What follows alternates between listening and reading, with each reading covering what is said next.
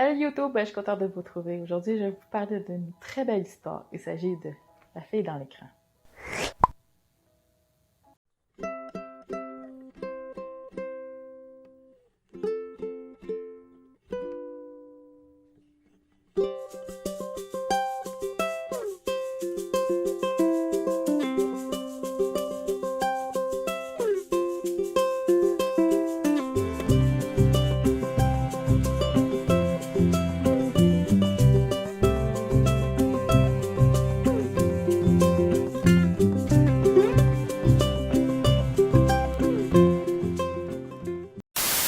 Colline rêve d'être illustratrice. Elle est en train de travailler sur un certain projet, puis elle est en train de faire de la recherche de photos d'animaux.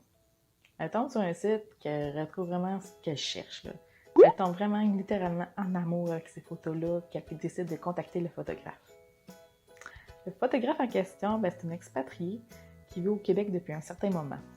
La photographie, elle n'y a pas touché depuis des lustres.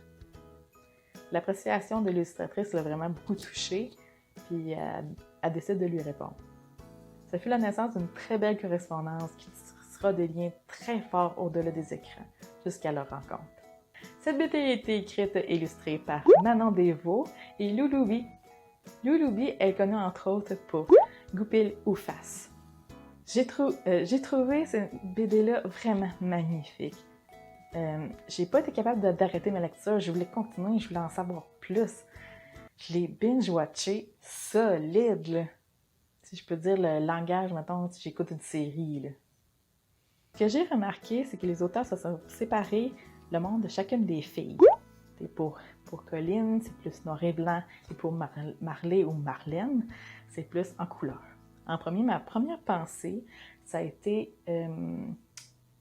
j'avais pas vu le making-of, je l'ai vu après.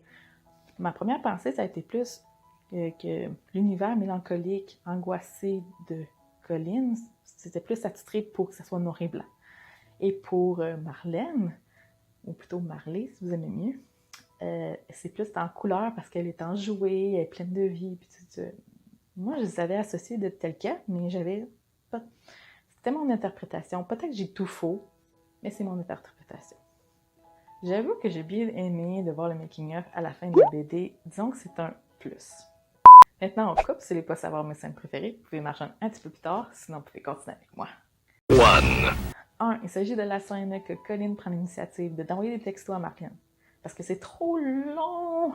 Les humains, entre les deux, c'est trop long. T'sais, les textos, c'est spontané. Qui tente rien n'a rien, là. T'as bien fait, ma belle.